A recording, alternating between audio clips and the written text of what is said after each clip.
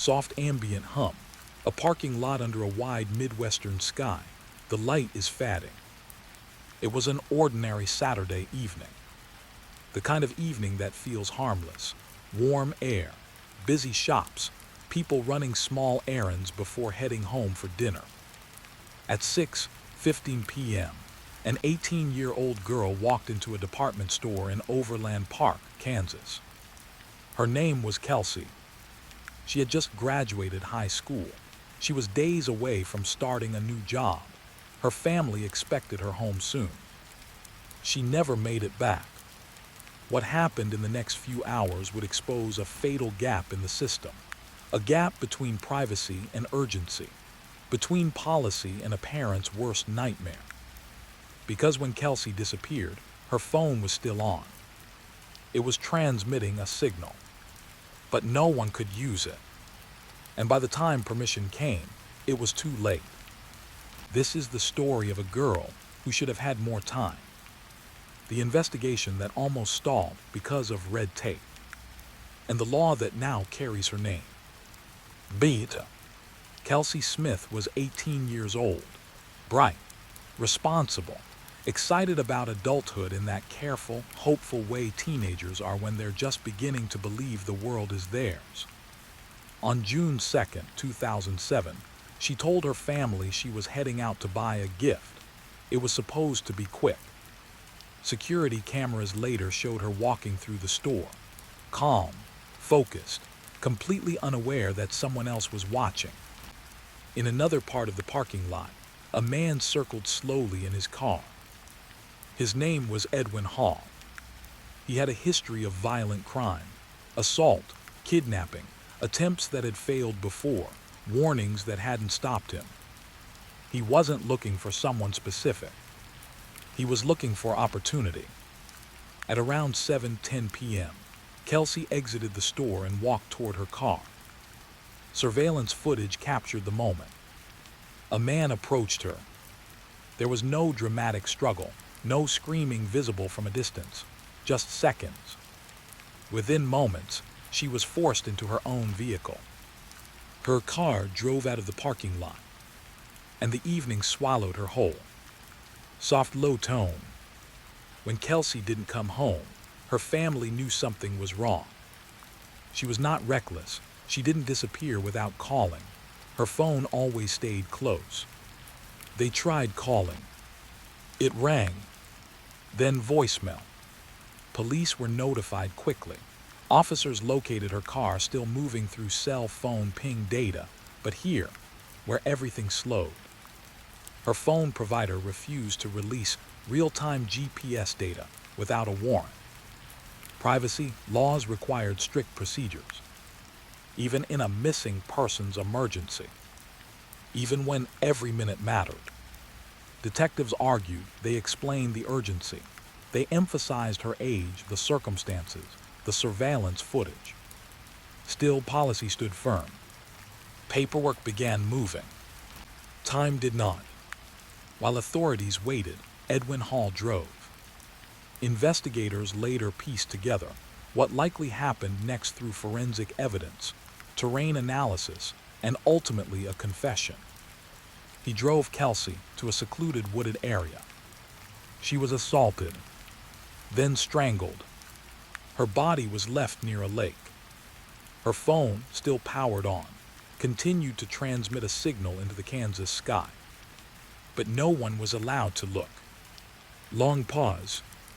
Eventually, after legal approval came through, authorities accessed her phone's location data. Search teams moved toward the coordinates. They found her body the next day. The silence that followed in her family's home was heavier than anything law enforcement could describe. There are moments in investigations where frustration turns into something deeper, something closer to anger. This was one of those cases. Because surveillance cameras had captured the abduction clearly enough to identify the suspect's vehicle. Because fingerprints were recovered from Kelsey's car. A crucial print on the trunk led directly to Edwin Hall. When confronted with the evidence, Hall confessed. But the confession didn't erase the question haunting everyone involved. If investigators had accessed the phone data sooner, could she have been saved? There's no definitive answer, but there was enough doubt to change the law.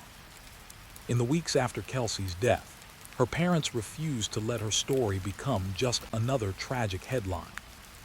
They began pushing for reform. They argued that in emergencies, true emergencies, law enforcement should be able to access cell phone location data immediately, without bureaucratic delay. The debate was intense. Privacy advocates warned about overreach. Civil liberties groups raised concerns about precedent. But Kelsey's parents spoke quietly, consistently, with one message. If your child were missing, you would want every second used to find them. Eventually, Kansas lawmakers passed what became known as Kelsey's Law. The law allows police to request real-time cell phone location information in life-threatening situations without waiting for a traditional warrant process. It does not erase privacy protections. It narrows the gap between suspicion and action. It acknowledges that sometimes hesitation costs lives. Edwin Hall was convicted of capital murder and sentenced to life in prison. During the trial, details emerged about his prior offenses, about missed warning signs, about how close other women had come to becoming victims. But none of it brought Kelsey back. What remains is a haunting duality. Technology had the power to track her. Policy prevented it. Her phone became both a lifeline and a symbol of delay. Today, emergency response protocols across many states have evolved because of her case. Officers are trained to escalate missing person investigations faster. Providers have clearer guidelines. Legal pathways are streamlined. Still, the core truth remains simple. A teenager went to buy a gift. A predator saw a chance. A system hesitated. And a family was changed forever.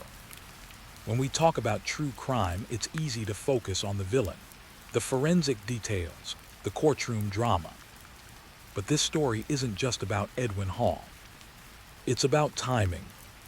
It's about how modern life leaves digital footprints everywhere, yet accessing them can depend on the fine print. And it's about a name that became more than a memory. Kelsey, a daughter, a sister, a young woman standing at the edge of adulthood. Her life ended in a wooded clearing. But her story rewrote policy. And in quiet moments, somewhere in Kansas, her parents still remember that Saturday evening. The sky, the errands, the promise of tomorrow. The night that should have been ordinary. The night that changed everything. Part 2. There is a moment in every major investigation when the timeline becomes clearer than anyone wants it to be. For Kelsey's case, that moment came when detectives finally mapped the movement of her car. Traffic cameras, store surveillance systems, highway feeds, grainy images stitched together like a broken film reel. A silver sedan appearing, disappearing, reappearing miles away. Each frame confirmed what her family already feared. She hadn't run away. She had been taken. Investigators identified the suspect vehicle from the shopping center footage. A man was seen trailing Kelsey moments before she reached her car. He moved with intent, not hesitation. They ran the plate. It led to Edwin Hall. Hall wasn't a stranger to law enforcement. His record wasn't minor. It included violent offenses against women. In fact, years earlier, he had abducted another woman and assaulted her. She survived. He had been released. Now detectives were racing against a clock they couldn't see. When officers arrived at Hall's residence, he wasn't there. That absence tightened everything. Meanwhile, search teams moved toward the coordinates finally released from Kelsey's phone data. The signal had last pinged near a wooded area outside the city. Helicopters circled. K-9 units combed through brush and tall grass. Volunteers formed lines, stepping carefully over uneven ground. The landscape was quiet. Too quiet. It was there near a lake that searchers found her. There are details investigators carry privately. Details that don't need to be spoken aloud to understand their weight. Kelsey had fought. Forensic evidence confirmed she had been restrained, assaulted, strangled. The woods had absorbed her last moments. News traveled quickly. Her family received the confirmation no parent is ever prepared to hear. An ordinary Saturday had ended in permanent silence. Back at headquarters, the investigation shifted from rescue to prosecution. Crime scene technicians processed her vehicle, every fiber, every surface, every print. On the trunk of the car, they found it. A clear fingerprint. It matched Edwin Hall. The evidence was now direct. Hall was located and arrested shortly after. During questioning, he attempted partial denials. He claimed accidental involvement, then circumstances, then inevitability. But the forensic picture contradicted him. Under pressure, he confessed. He described watching women in parking lots before, following them, waiting for the right moment. Predatory patience. He admitted forcing Kelsey into her car, driving her to the remote location, assaulting her, killing her. When asked why, there was no answer that satisfied the horror of it. Some crimes have motives tied to rage or revenge. This one was about opportunity and control. The courtroom proceedings began months later. The prosecution laid out the timeline with precision. Surveillance footage was shown frame by frame. The fingerprint evidence was displayed. Phone records traced the path. Kelsey's parents sat through it all. Listening to details no parent should have to imagine. The defense did not deny Hall's involvement. Instead, they tried to shift focus toward technicalities, procedure, mental health arguments, attempts to avoid the harshest penalty. But the jury saw what the evidence made undeniable. Hall was convicted of capital murder. He was sentenced to life in prison without parole. Justice, in legal terms, had been served. But outside the courtroom, a different conversation was unfolding. Because during the investigation, one fact had refused to fade. Her phone was on. It had been trackable. And yet, officers were forced to wait. Law enforcement officials began speaking carefully to media outlets. They explained that real-time cell phone data could have narrowed search areas immediately. Minutes matter in abduction cases. Every hour increases risk dramatically. Privacy advocates responded with caution. They argued that laws exist for a reason, that unchecked access to location data could be abused. Both sides were right in principle. But Kelsey's parents were living in reality. They didn't speak with anger. They spoke with urgency. They began meeting with state legislators in Kansas. They shared timelines, explained the delay, asked one simple question. If technology can locate a missing child instantly, why does paperwork stand in the way? The proposal was straightforward. Allow law enforcement to access real-time cell phone location, data in cases where a person is believed to be in immediate danger. No fishing expeditions. No casual tracking. Only verified emergencies. The bill moved through committees. It faced debate.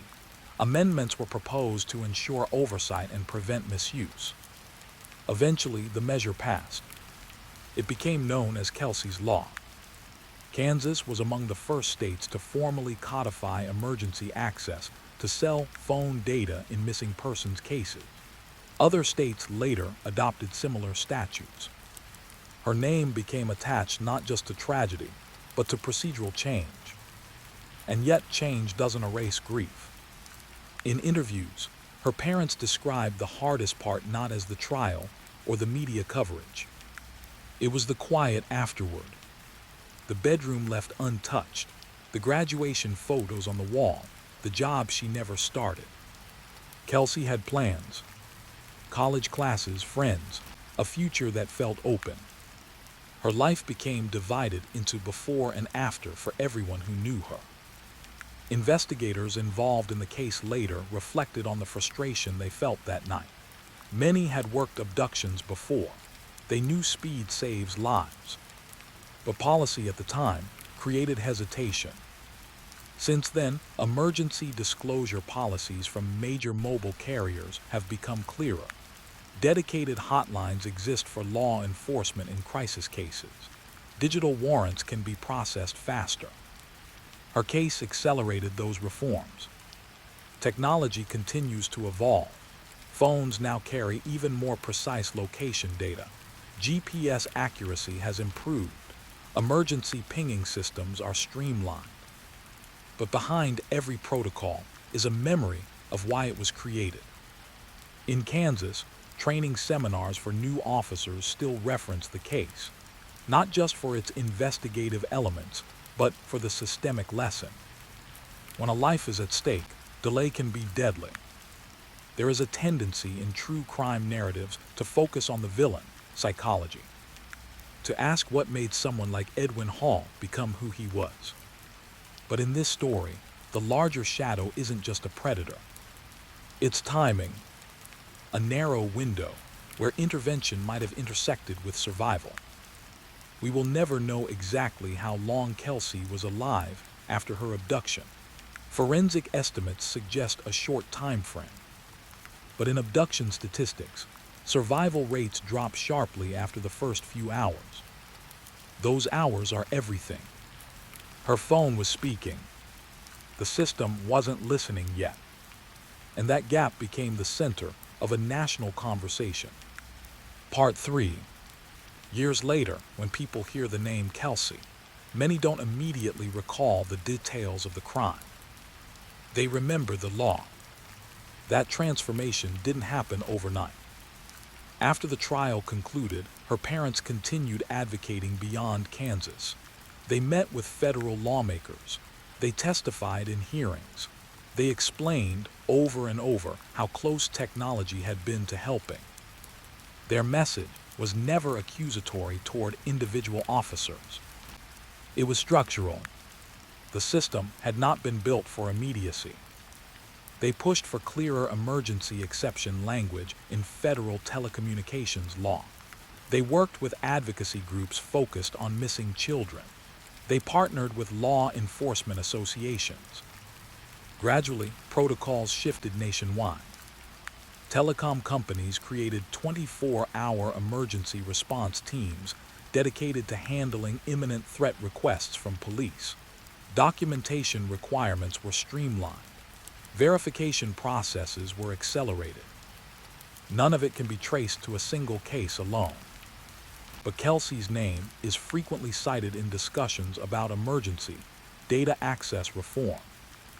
In academic circles, her case is studied as a pivotal example of privacy versus public safety tension. In training manuals, it appears as a cautionary timeline. And in her hometown, she is remembered simply as a daughter who never came home from the store. There's a painful irony in modern crime. We are more connected than ever. Devices track our steps, our routes, our messages. Yet the rules governing access to that information lag behind the speed of harm. Kelsey lived at the beginning of that transition era, when smartphones were becoming ubiquitous but legal frameworks had not fully adapted. Her case forced adaptation. Edwin Hall remains incarcerated. Court appeals were filed. They were denied. He will not walk free. But prisons don't restore lost birthdays.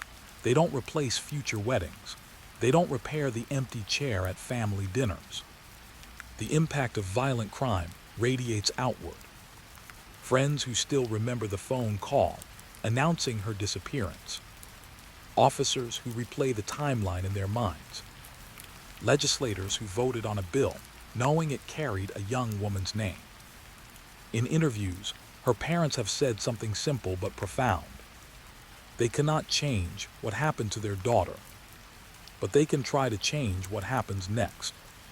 That is the quiet power of reform born from grief. It doesn't shout. It builds. Today, when someone goes missing under suspicious circumstances, investigators can often request emergency location data within minutes. Sometimes that data leads to rescue. Sometimes it leads to faster closure. Every successful recovery carries an invisible thread back to cases that exposed weakness. Kelsey's story is one of those threads. If you drive through Overland Park now, the shopping centers look like any others in America. Families move between stores. Teenagers scroll through phones. Cars circle for parking spots. Life appears ordinary. And that's the unsettling truth. Violence often interrupts normalcy without warning. One moment, someone is buying a gift. The next, they are part of a timeline that will be studied for years. True crime is not entertainment for the families who live it. It is memory. It is policy. It is the line between what was and what could have been. Kelsey Smith was 18 years old. She should have had decades ahead of her. Instead, her legacy is written into law books and emergency response protocols. Her phone kept sending a signal into the night sky.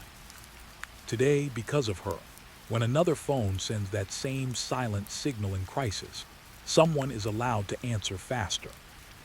And sometimes, faster is the difference between tragedy and survival. The murder of Irene Cortez. Part 1. Night falls differently in some cities. In Colombia, when the sun drops below the horizon, the streets don't go silent. They shift. The air thickens. Shadows stretch longer than they should. On one of those nights, Irene Cortez was still alive. By morning, she would be a headline. But in the beginning, it didn't look like murder. It looked like a robbery gone wrong. A woman found lifeless in her own home.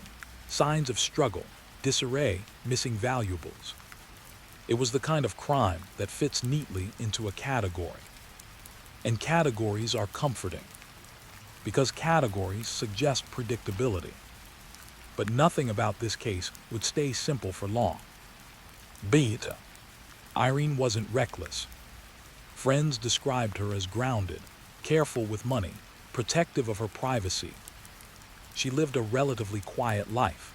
No public feuds, no dramatic social media presence, no obvious enemies, which made what happened inside her home even harder to process. The discovery came after she failed to respond to calls. Family members arrived first.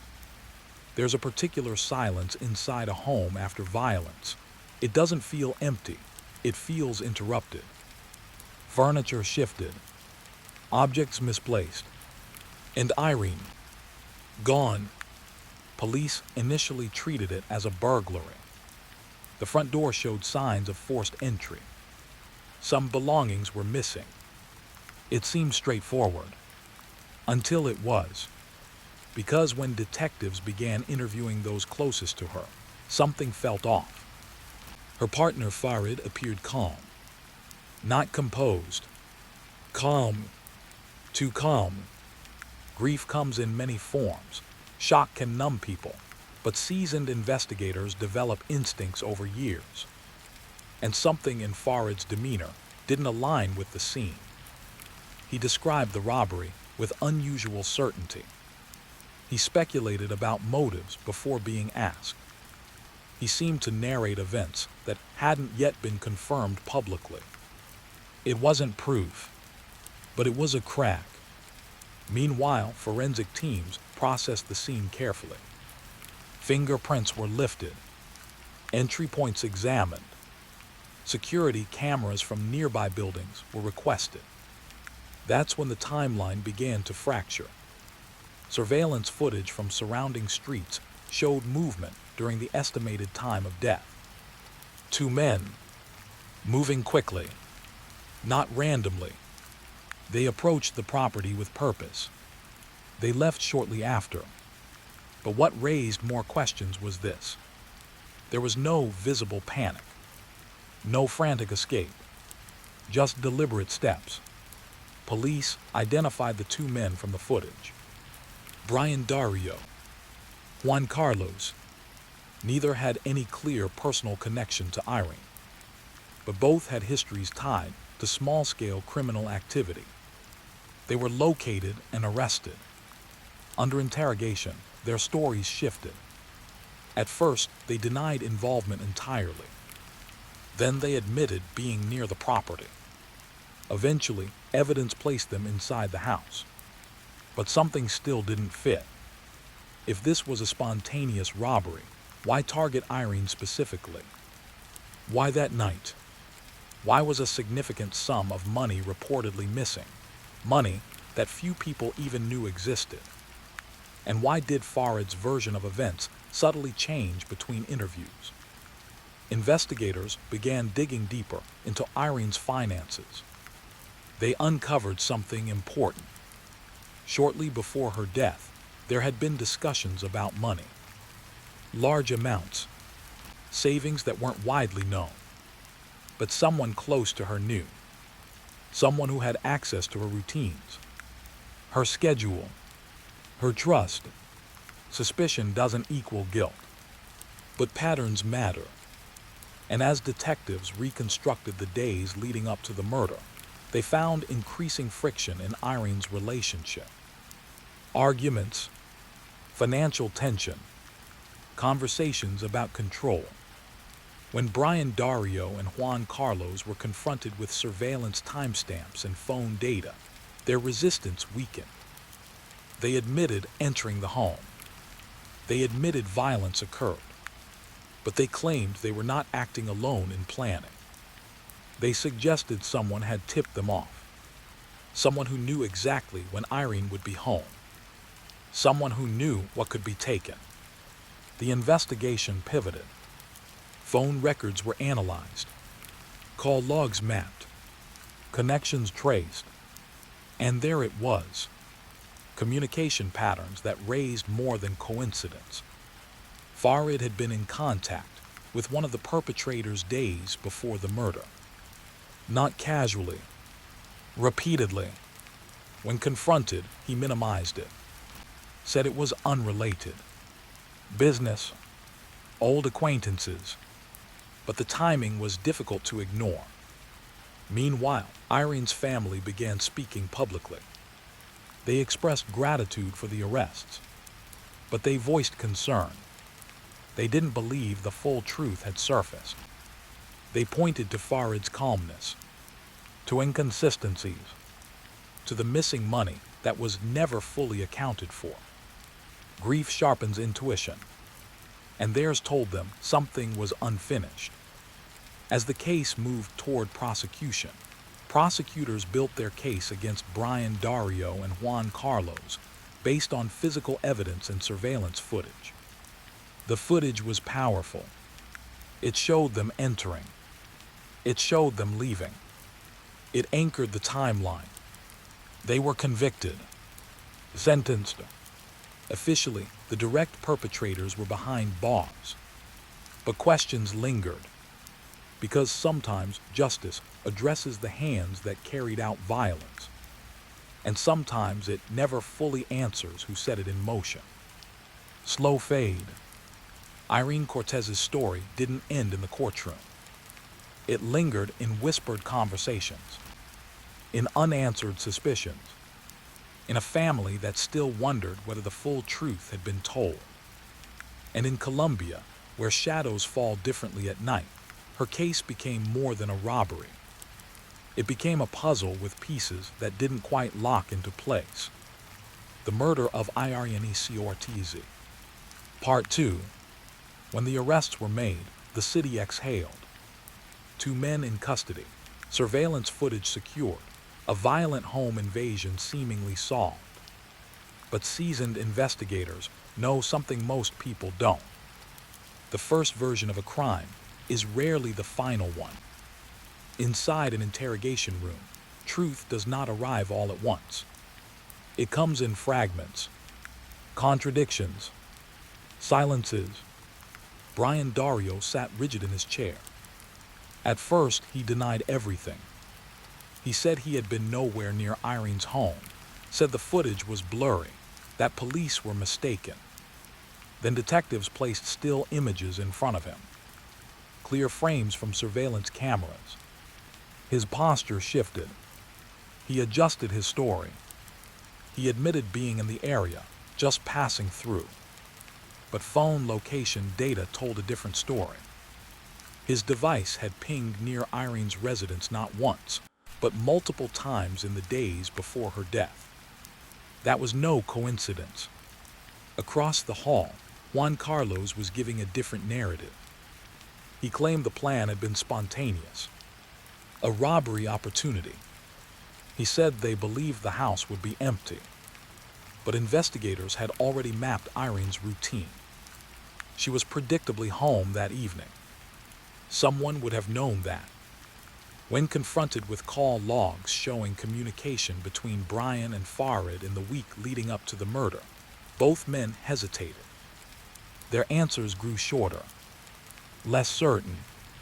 There's a moment in interrogations when suspects realize the story they rehearsed no longer fits the evidence.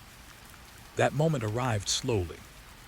Under mounting pressure, they admitted entering the home. They admitted confronting Irene. They admitted violence escalated. But they stopped short of identifying who initiated the plan. They suggested they had information. They implied inside knowledge. But they avoided direct accusation. Meanwhile, forensic analysis continued. The forced entry, initially reported, showed signs of staging. Tool marks on the door didn't align with typical break-ins. There was damage, yes, but it looked exaggerated, deliberate. Inside the house, investigators noted something else. High-value electronics remained untouched. Jewelry visible in plain sight was still there. This wasn't random chaos. It was selective. Only certain items were missing, including a significant amount of cash that Irene had reportedly kept discreetly. Very few people knew about that money. Family members confirmed Irene had mentioned it only in confidence. And one of those confidences was Farid. When detectives re-interviewed him, they focused on details. Not accusations, just details. Why had he contacted Brian Dario days before the incident? Why had he downplayed the existence of large cash saving during his initial statement? Why did his timeline of the evening shift slightly between interviews? Farid remained composed. He explained the phone calls as unrelated business matters. He said he had no knowledge of any robbery plan. He expressed outrage at the suggestion. But outrage in an interrogation room can sometimes be performance. Investigators compared his statements line by line. They mapped inconsistencies, tiny discrepancies in timing, subtle changes in wording. Individually, they meant little. Together, they formed a pattern. Financial records added another layer. There had been recent tension between Irene and Farid regarding money management. Friends described disagreements, conversations about trust, control.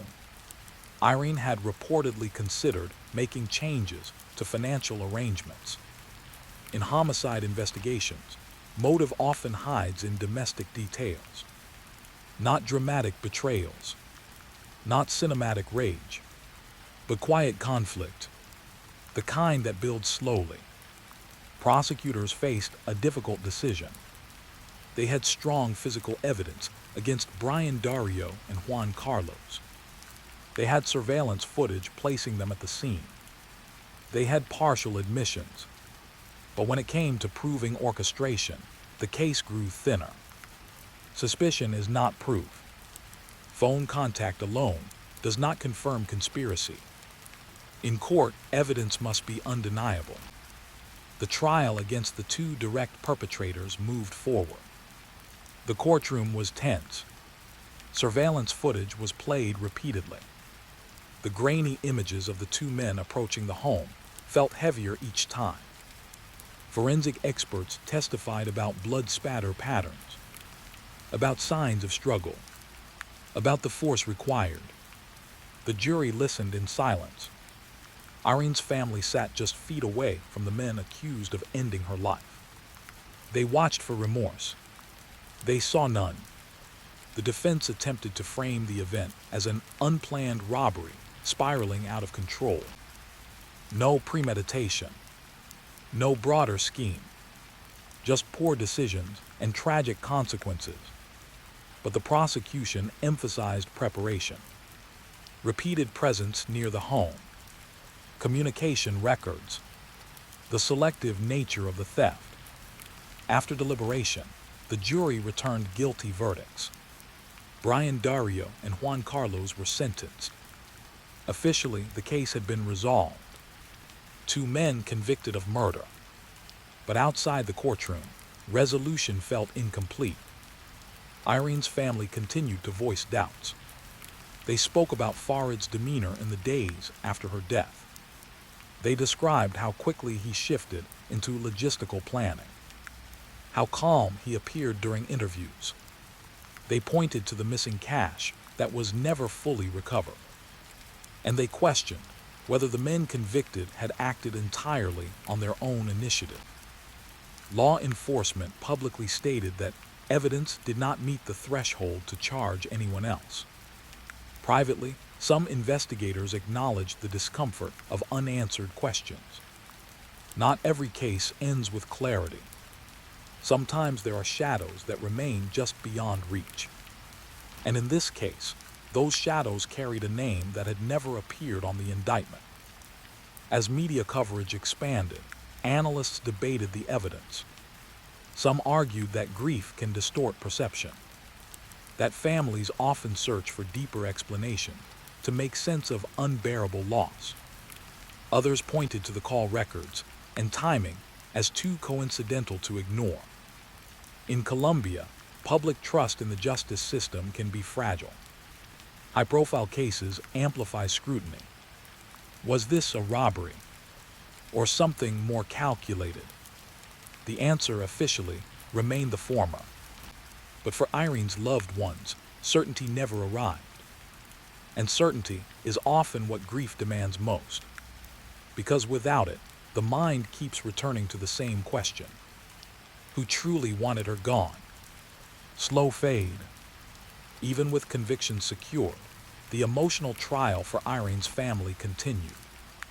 And in the quiet after sentencing, as headlines faded and public attention shifted elsewhere, one truth lingered. Justice in court does not always equal closure in the heat. The murder of Irene Cortez. Part 3. After the sentencing, the headlines slowed. News cycles moved on. Another crime, another courtroom, another city. But for Irene's family, time did not move forward so easily. Grief doesn't follow a legal timeline. It doesn't end when a judge speaks. It lingers in ordinary moments. A birthday that arrives without celebration. A chair at dinner that stays empty. A phone number that no one has the strength to delete. Officially, the case was closed. Brian Dario and Juan Carlos were serving their sentences. The state considered the matter resolved. But unresolved questions have a way of living quietly inside families. In interviews months later, Irene's relatives repeated the same concern. They believed more people knew. They believed someone else had set events in motion. They didn't speak recklessly. They didn't accuse with certainty. They spoke with doubt. And doubt can be heavier than anger, because anger at least has direction. Doubt circles endlessly. Farid was never charged. Investigators maintained that evidence did not meet the legal threshold for conspiracy. Phone records showed contact, yes, but not direct proof of planning. There were no recorded messages detailing intent, no financial transactions tying him directly to payment, no confession linking him explicitly to orchestration.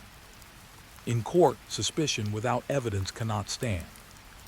But outside courtrooms, human instinct doesn't require proof beyond reasonable doubt. It requires coherence. And for Irene's family, the story still lacked coherence. Why had the robbery been so selective?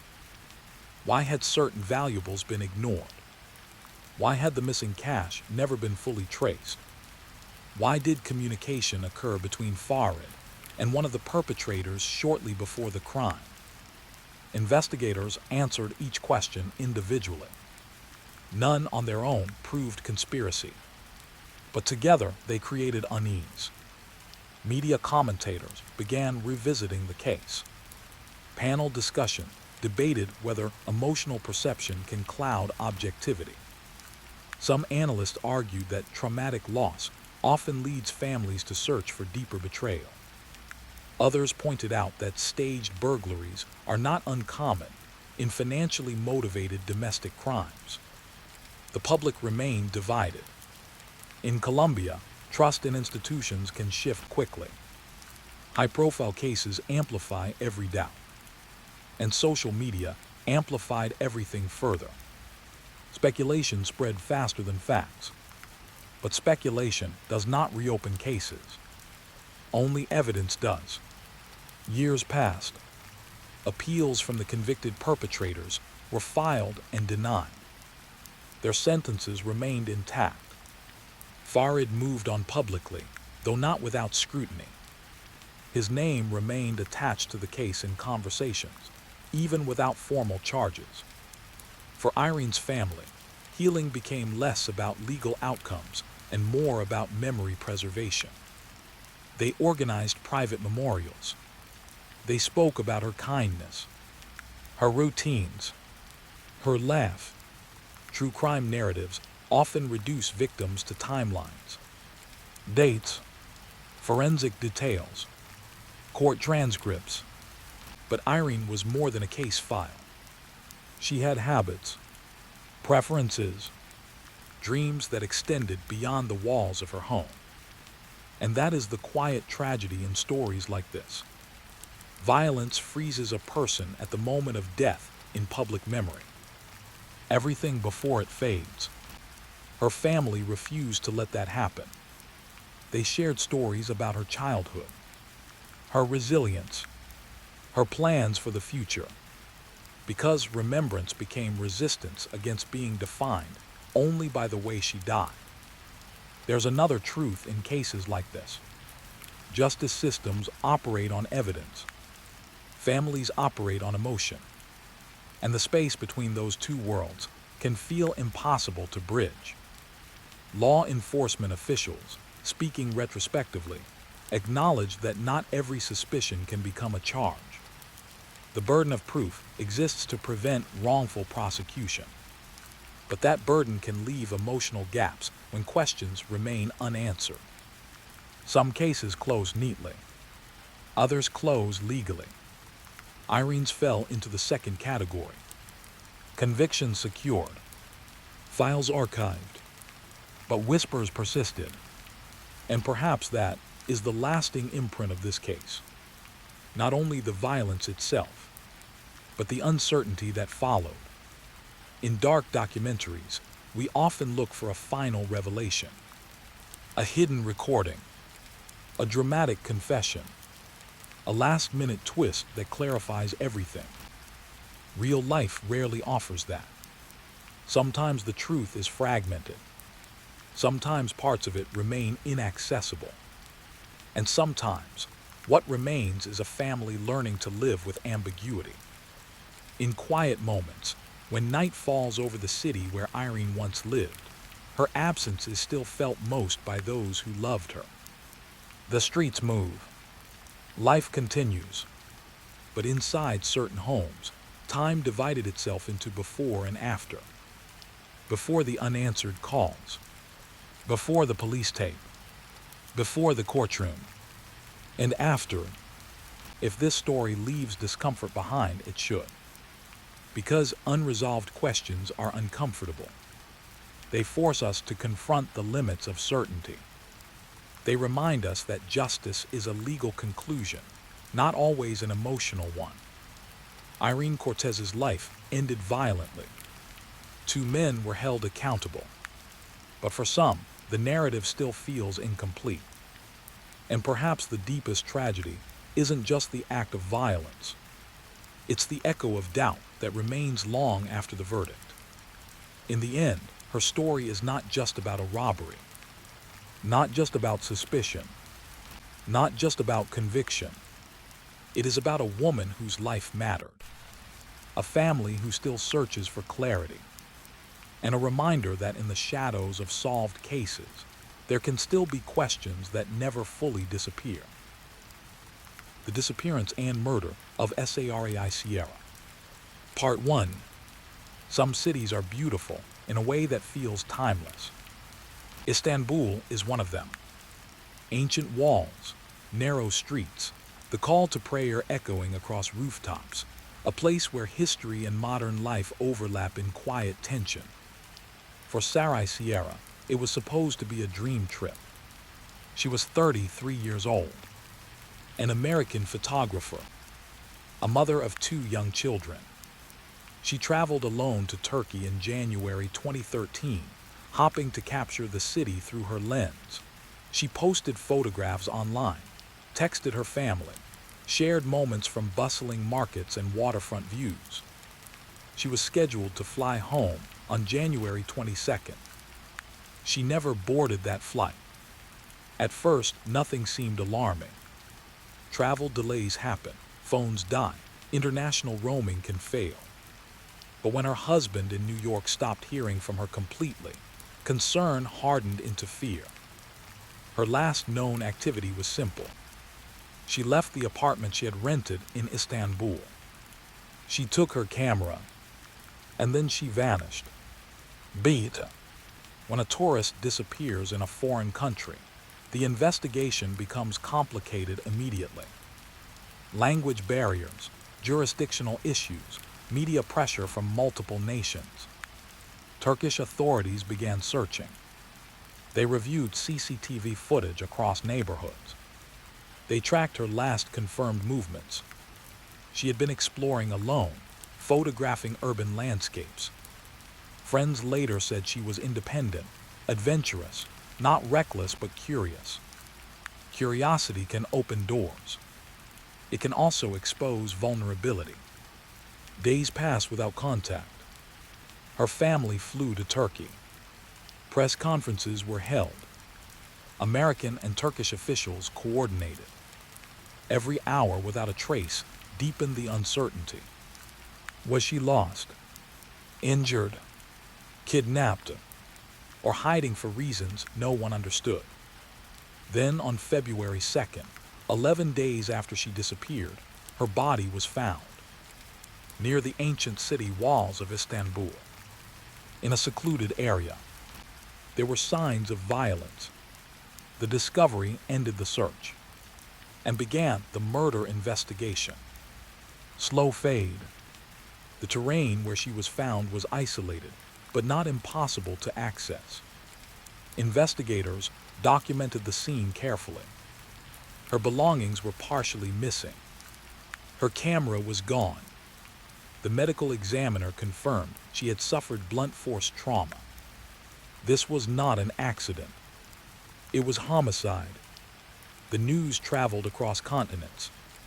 In New York, her children were told their mother was not coming home. In Istanbul, public pressure intensified.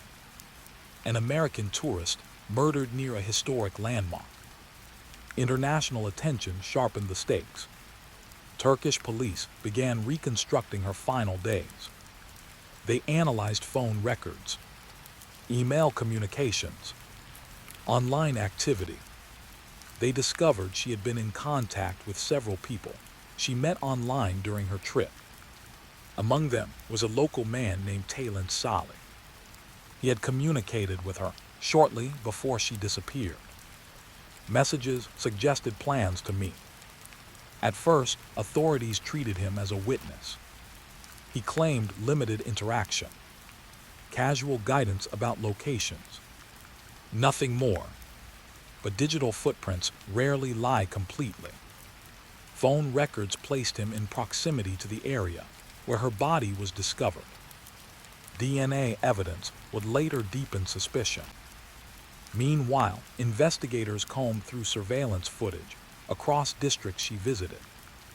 Frame by frame, they traced her walking alone, carrying her camera, unaware that those would be some of her final recorded images. The gap between her last confirmed sighting and the discovery of her body became the focus. Where had she gone? Who had she trusted? What had happened during those missing hours? As pressure mounted, media speculation filled the void. Some reports suggested robbery. Others hinted at sexual violence. There were theories about random attack and theories about premeditation. In cross-border cases, rumor spreads quickly, but investigators followed evidence, not headlines. Taylor Solly was brought in again for questioning.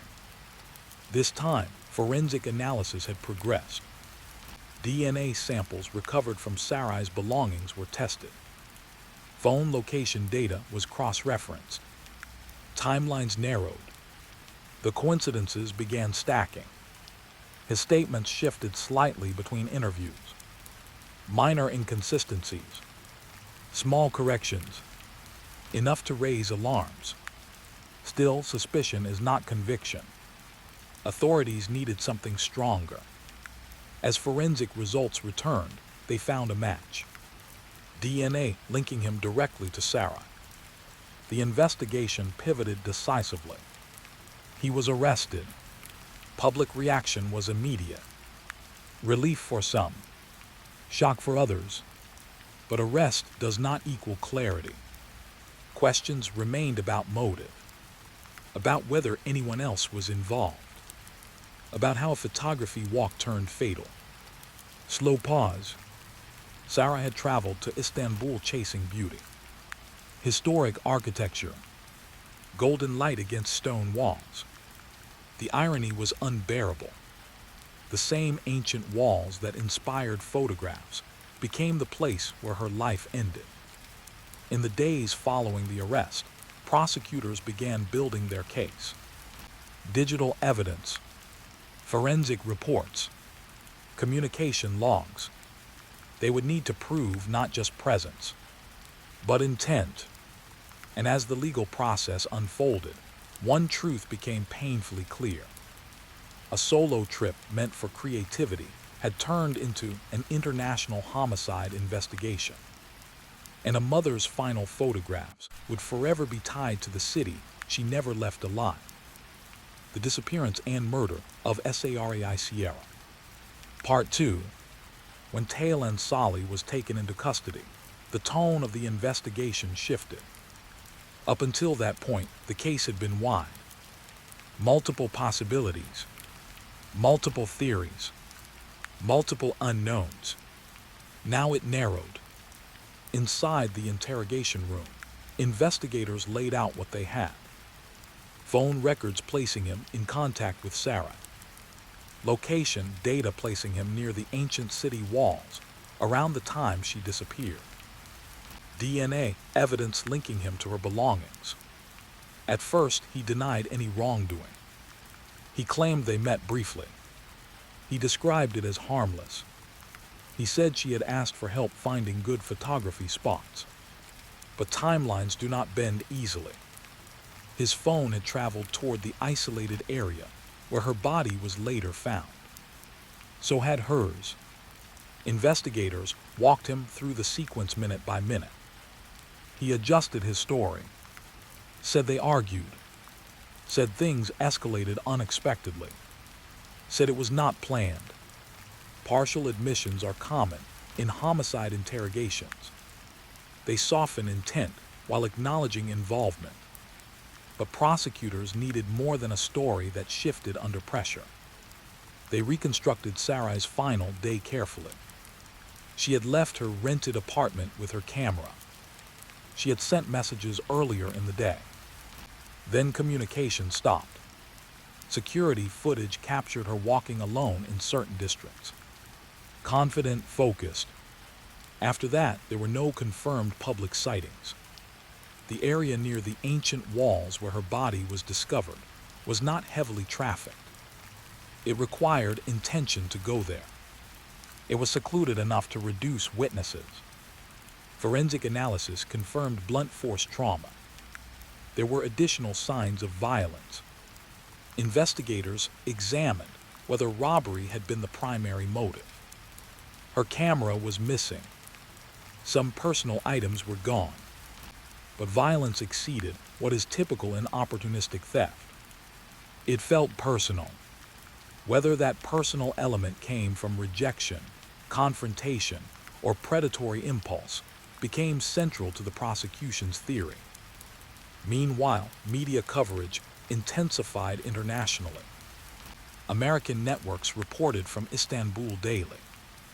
Her husband gave emotional interviews. He described their children asking when their mother was coming home. He described the moment he realized she wouldn't. Grief crossed borders. In Turkey, the case became symbolic. Safety of tourists. International reputation. Pressure to demonstrate swift justice. Prosecutors prepared formal charges. They built a narrative around digital connection, leading to physical meeting. They argued that Salih exploited Sarai's trust, that he isolated her, that the encounter turned violent. Defense attorneys prepared counterarguments. They suggested lack of premeditation. They questioned forensic interpretation. They aimed to reduce severity where possible. Court proceedings in high-profile cases are rarely calm. Reporters filled seats. Translators worked continuously. Evidence was presented carefully. Phone records projected onto screens. Maps illustrating movement across the city. Forensic experts explaining DNA matches. The defense focused on inconsistencies in timeline reconstruction. They challenged how precisely investigators could determine exact moments. But digital data, when layered, becomes persuasive. Location pings, call durations, text timestamps. Together, they painted proximity that was difficult to dispute. Throughout the proceedings, Sarai's family remained composed publicly. But interviews revealed private devastation. Her children were too young to fully understand. They only knew their mother had gone away and did not return. In cases involving international victims, there is an added layer of helplessness. Distance complicates closure. Legal systems operate differently. Cultural nuances shape courtrooms. But grief remains universal. The prosecution argued that Sarai's independence had been manipulated, that her willingness to meet a local contact for photography advice had been exploited. They described the final encounter as violent and intentional. After deliberation, the court found Taylan Salih guilty. He was sentenced to prison. The verdict provided legal conclusion. But as in many cases, it did not answer every question. Why that meeting? Why that level of violence? Was it premeditated from the start, or did something shift in the moment? Sometimes motive remains partially obscured even after conviction. The city continued moving. Tourists continued visiting ancient walls. Photographs continued being taken in golden light. But for Sarai's family, Istanbul became a place frozen in memory. Not for its beauty, but for its silence. And in the space between her final photograph and the courtroom verdict, a dream trip had become a permanent scar. The disappearance and murder of Sarai Sierra. Part 3. After the verdict, the world moved on. News channels shifted to other crises. Headlines changed. Airports remained full, but for Saray's family, time divided into two parts: before Istanbul and after. Her children grew older without her. Birthdays passed, school events happened, photos were taken where one parent stood alone. In interviews, her husband spoke carefully, not with anger toward a country, not with blame toward a culture, but with quiet grief. He said Sarai loved photography because it allowed her to see beauty others overlooked. That detail became haunting, because her final days were spent searching for beauty in unfamiliar streets. The case sparked conversations about solo travel safety, particularly for women. Online forums filled with advice: meet only in public places, share live locations, avoid isolated areas, trust instincts over curiosity. But safety advice often arrives after tragedy. It's easier to map risk once harm has already occurred. In Turkey, officials emphasized that the crime was not representative of the country's safety overall. Statistically, millions of tourists visit each year without incident. But statistics offer little comfort to families living with loss. Sarai's case also highlighted the double-edged nature of digital connection. She met her eventual killer through online communication. Technology made it easier to connect with locals while traveling. It also made it easier for predators to approach strangers. Investigators later reflected on how digital footprints both complicate and solve modern crimes. Without phone records and DNA analysis, identifying the suspect might have taken far longer. The same connectivity that created vulnerability ultimately helped secure conviction. That paradox sits at the heart of many modern investigations. Connection brings opportunity. It also brings exposure. For Sarai's children, her legacy would not be defined by courtroom transcripts. It would be defined by photographs, images she captured before she disappeared, images filled with light. In documentaries, we often replay the last known footage of victims, walking alone, smiling unaware. Those clips feel prophetic in hindsight, but at the time, they were just ordinary moments. Sarai walking through Istanbul wasn't dramatic. It was simple. A traveler exploring a city, a mother taking a few days for herself. The tragedy lies in how quickly ordinary becomes irreversible. As years passed, the intensity of media coverage faded, but travel writers occasionally referenced her case when discussing safety. Law enforcement agencies used the investigation as an example of international cooperation. DNA databases, digital tracking, cross-border coordination. The machinery of justice functioned. But justice is not restoration. It is accountability. And accountability does not return a mother to her children. There's a quiet cruelty in violent crime abroad. It separates death from home. Funerals happen thousands of miles away from where life ended. Grieving families must reconcile two places. One where memories were made. Another where everything stopped. For Sarai's family, Istanbul would always hold that second place, even if they never returned. In interviews years later, friends described her as adventurous but thoughtful. She researched neighborhoods. She communicated regularly. She didn't vanish recklessly. She trusted the wrong person. And sometimes that is all it takes. True crime often tempts us to search for warning signs, clues that could have changed outcomes. But hindsight creates patterns that didn't exist clearly in real time. Meeting a local for photography advice is not inherently dangerous. Walking near historic landmarks is not reckless. Yet vulnerability can hide inside normal choices. The ancient city walls of Istanbul still stand. They have witnessed centuries of history. empires rising, empires falling, and one quiet crime that rippled across oceans. If you visit today, you might see tourists photographing stone against sunset. You would not immediately know what happened there. And perhaps that is the final truth of cases like this. Places remain. Life continues.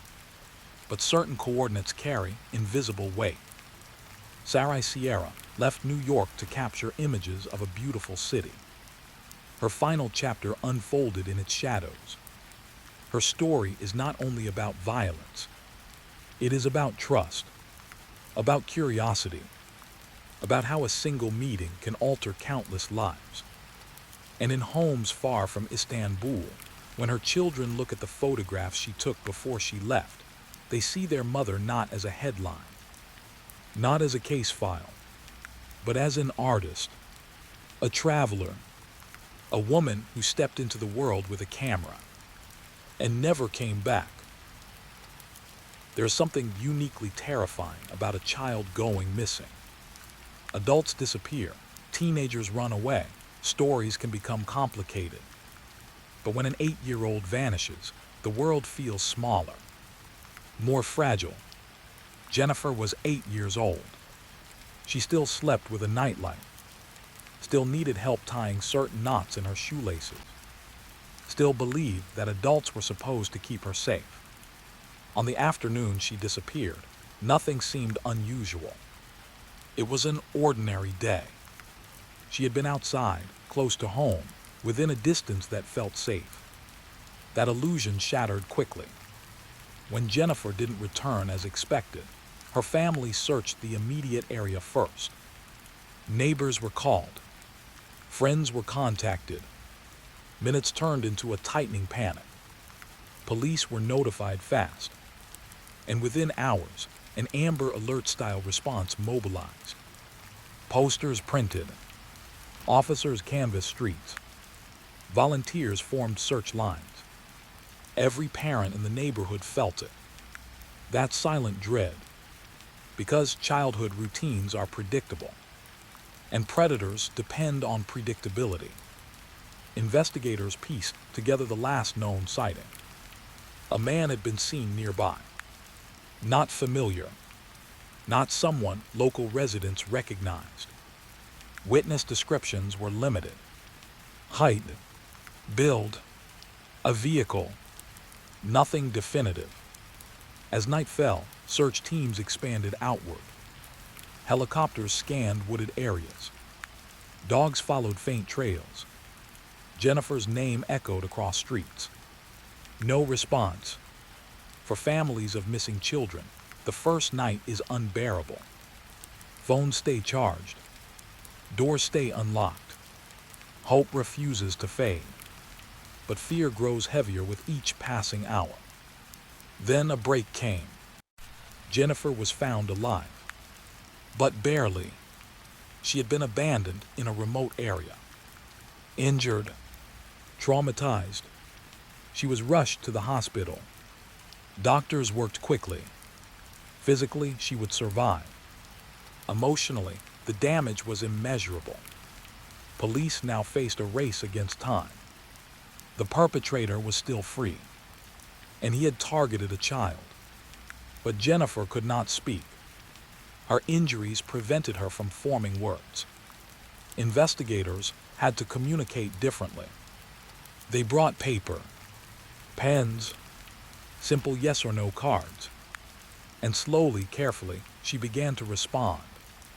Through writing, through gestures, through trembling hands that carried more courage than anyone expected from an 8-year-old. She described fragments, a vehicle interior, a smell, a voice, certain words he used, details that adults might forget under trauma. But children remember differently. Each note she wrote became evidence. Each gesture became direction. Detectives worked with forensic artists to create a composite sketch based on her descriptions. The sketch was broadcast widely. Television stations aired it repeatedly. Newspapers printed it across front pages. A manhunt intensified, but the investigation faced complications. Clothing recovered from Jennifer did not yield clear DNA matches. Forensic testing at the time had limitations. No direct hit in national databases, which meant the suspect could not be identified immediately through biology alone. Police had to rely on her memory, on surveillance footage from surrounding areas, on tips from the public responding to the composite sketch. Thousands of calls came in, some helpful, many not. Every lead had to be checked, because when a child survives, urgency doubles. Now it is not only about justice, it is about preventing repetition. Jennifer remained hospitalized for days. Officers assigned to the case visited carefully. They did not interrogate. They listened. They allowed her to write when she felt strong enough. One of the most chilling aspects of her account was this. She remembered details about the man's routine, where he parked, how he spoke, how he tried to appear calm. Predators often rely on intimidation, but they also rely on manipulation. Jennifer's survival depended on observation, and she observed everything. The composite sketch began generating stronger leads. One tip identified a possible match. A man named Dennis. He lived within driving distance. He had minor prior offenses. Nothing that immediately screamed violent predator. But investigators brought him in for questioning. At first, he denied any involvement. He claimed he had been elsewhere. He dismissed the resemblance to the sketch as coincidence. But coincidences shrink under scrutiny. His vehicle matched Jennifer's description. Certain fibers inside aligned with forensic findings. Phone records placed him near the area around the time of the abduction. And as detectives tightened the timeline, his alibi weakened.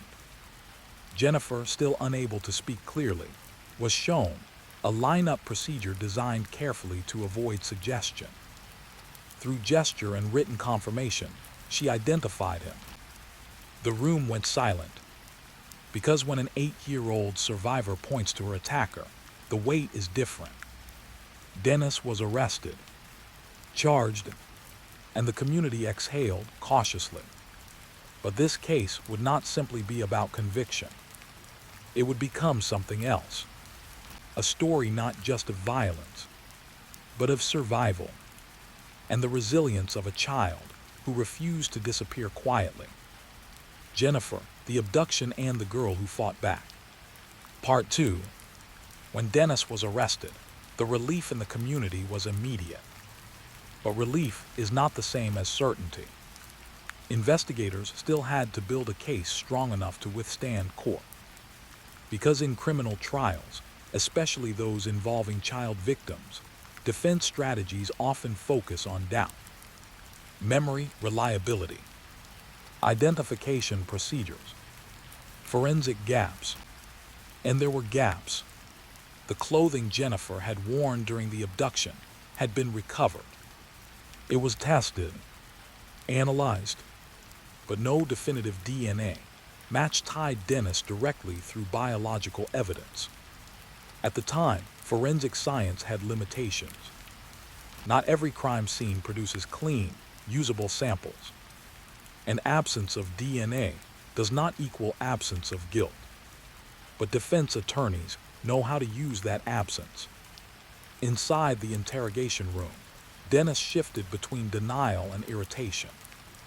He claimed mistaken identity. He suggested the sketch resembled many men.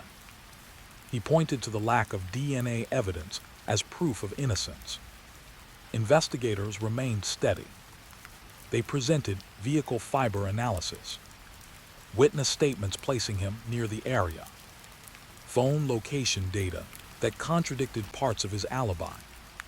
Bit by bit, his confidence eroded. Still, he refused full confession.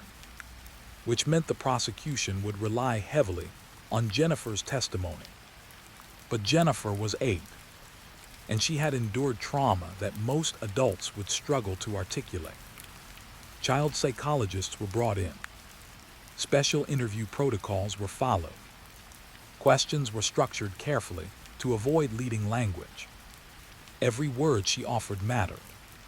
She described how he approached her, how he convinced her to come closer, how quickly safety turned into fear. Her descriptions remained consistent across session. Consistency is powerful in court, especially when coming from a child whose injuries had nearly silenced her. When the trial began, the courtroom felt different from typical homicide proceedings. There was no question of whether a life had been lost.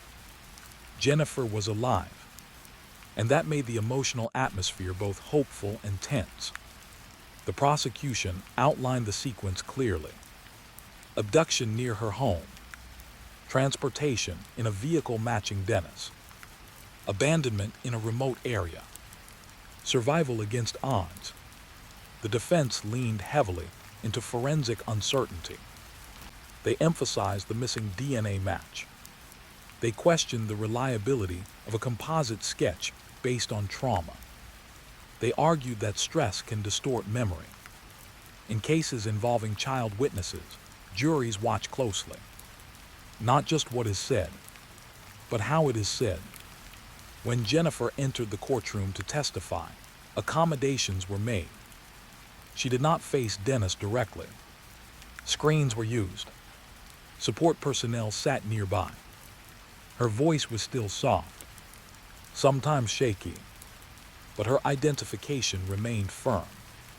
She described specific details only someone present could know.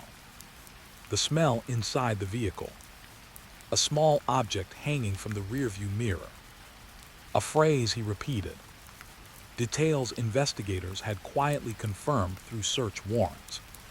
The courtroom grew still, because this was no longer abstract. It was personal. The defense attempted cross-examination carefully. They tried to introduce doubt without appearing aggressive toward a child. They asked about lighting, about fear, about how certain she felt. Her answers remained steady as an 8-year-old survivor could be. Experts testified about trauma memory. They explained that while peripheral details may blur, core events often imprint sharply, especially when survival depends on attention. Prosecutors reinforced the pattern.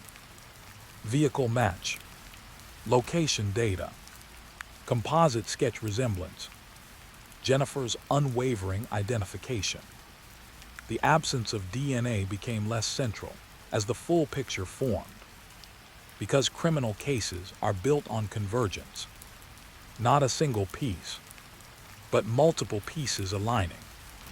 After deliberation, the jury returned guilty verdicts. Dennis was convicted, sentenced to a lengthy prison term. The courtroom reaction was not explosive. It was quiet. Tears from Jennifer's family, a collective release of breath from the community. But unlike many true crime stories, this one did not end in a cemetery. It ended with survival, and survival changes everything. Yet survival does not erase trauma. Recovery is not linear. Jennifer would require therapy for years. Her family would rebuild routines carefully. Trust would not return overnight. Still, something extraordinary had happened. A child who could not speak had found a way to be heard. A child who had been left for dead had observed enough to help capture her attacker. And that resilience became the heart of the story. Part 3. After the trial ended, reporters packed up their cameras. Courtroom lights dimmed. Headlines shifted. But for Jennifer, recovery was only beginning. Survival is dramatic in the moment.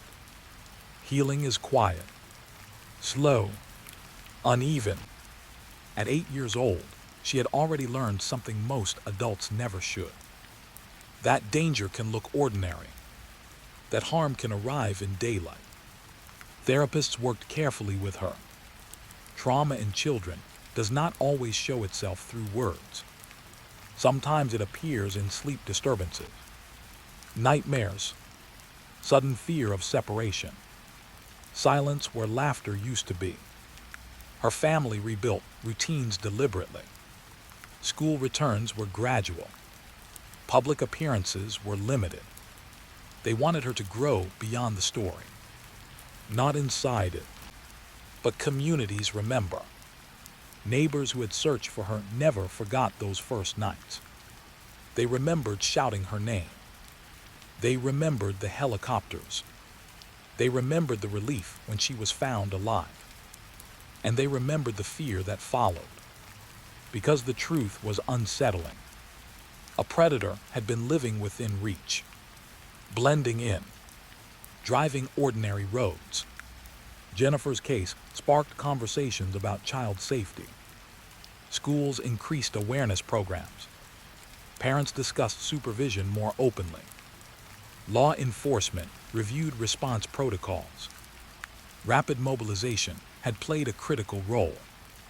So had communication between agencies. The Amber-style alert system was credited for accelerating tips. But one element stood above the rest: Jennifer's memory. Without her written descriptions, investigators would have faced far greater difficulty. Her courage became part of training discussions for officers, not because they expected children to solve crimes, but because they saw how resilience can surface even in terror. As years passed, Jennifer grew older. The story followed her in fragments. Whispers at school, news articles archived online. Her family worked to protect her privacy as much as possible. They wanted her identity to be more than survival.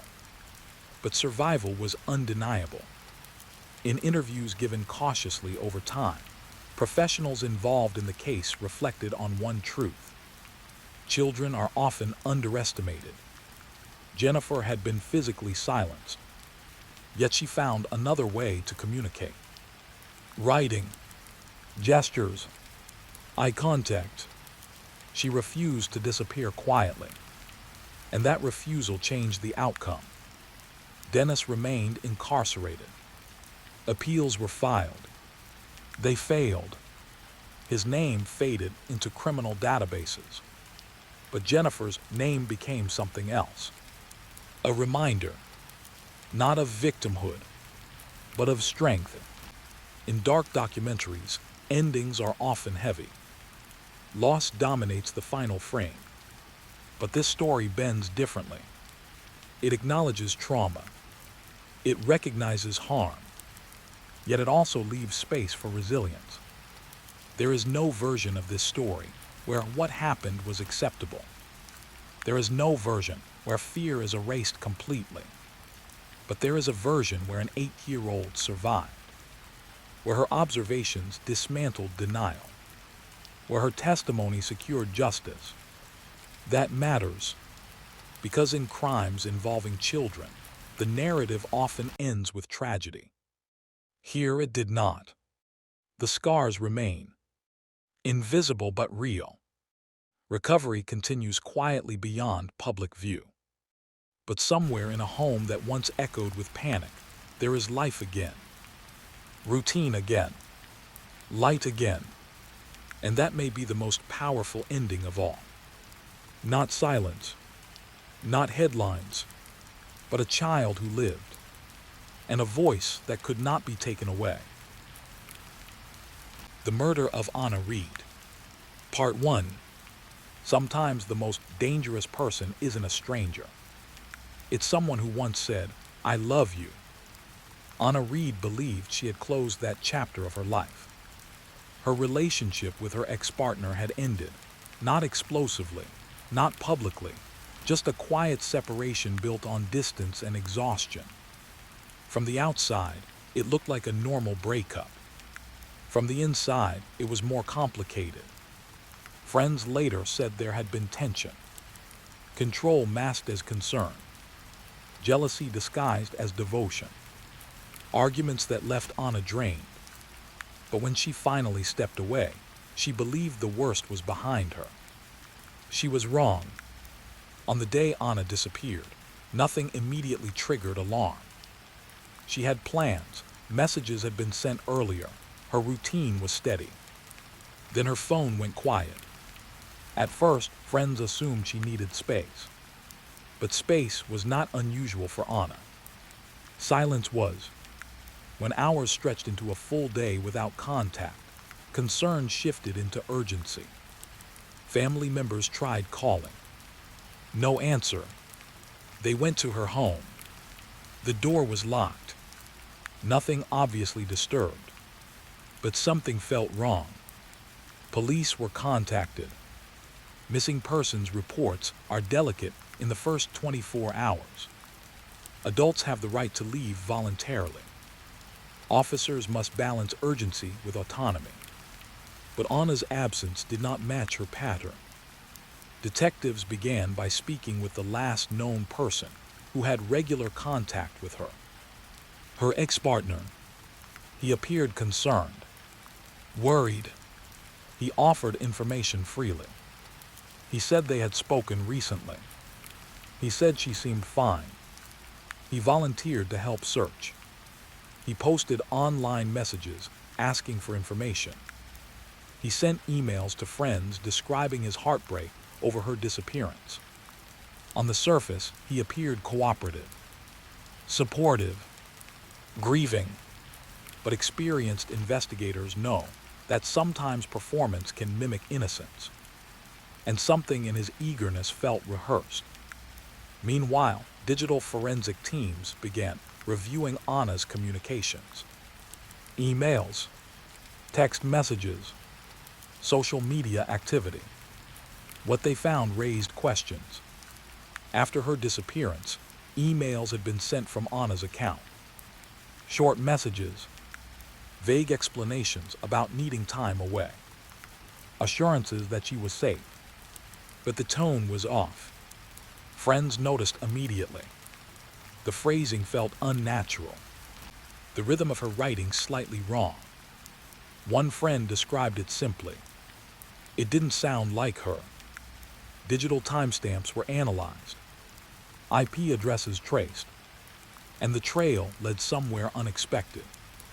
The emails had not been sent from a distant location. They had been sent locally, from a device connected to her ex-partner's network. When confronted, he claimed she had used his internet previously, that it meant nothing. But timing matters, and these messages were sent after she had already been reported missing. Investigators searched Anna's home more thoroughly. They noticed subtle irregularities, a cleaning pattern that seemed recent, a faint odor masked by heavy air freshener. Not dramatic signs of struggle, just small inconsistencies. Small inconsistencies often open large doors. Search warrants were executed. Devices were seized. Computers examined. Forensic specialists recovered deleted drafts. Drafts of messages pretending to be Anna. Drafts never sent, but written and stored. The illusion of life being maintained digitally, while Anna herself remained unaccounted for. The investigation shifted, quietly, from missing person to potential homicide, and the man presenting himself as a grieving ex began to look less like a supporter and more like a suspect. The murder of Anna Reed. Part 2. When investigators pivot from missing person to suspected homicide, the atmosphere changes. Conversations become sharper. Searches become deeper. Details once dismissed are re-examined. Anna's ex-partner continued presenting himself as cooperative. He spoke to media outlets. He described sleepless nights. He pleaded for her safe return. But detectives began reviewing his public appearances carefully. Body language experts were consulted. not as proof, but as behavioral context. In interviews, he blinked rapidly when asked about timelines. His voice tightened when describing the last time he saw her. He avoided direct eye contact during specific questions. None of these behaviors prove guilt, but they align with stress indicators. And stress often accompanies deception. Meanwhile, digital forensics advanced. Specialists examined metadata attached to the emails sent from Anna's account. Timestamps, device identifiers, IP logs. They confirmed the messages were sent from a device registered to her ex-partner. Even more damaging, keystroke pattern analysis suggested the typing rhythm differed from Anna's historical writing. The person behind the keyboard was likely not her. Investigators recovered deleted internet searches from his computer. Queries about how long it takes for a body to decompose, how to clean blood from flooring, how police trace IP addresses. Search history does not convict on its own, but it builds narrative. And the narrative was tightening. A second search of Anna's home revealed more. Luminol testing detected traces of blood invisible to the naked eye. Cleaned, but not erased. The pattern suggested movement, not accidental injury. A struggle. Forensic teams collected samples. DNA confirmed the blood belonged to Anna. The house that once looked undisturbed now appeared staged. Investigators returned to the ex-partner. This time, questioning was direct. They presented the forensic findings, the email metadata, the search history. He maintained denial. He claimed the blood could be from a minor accident.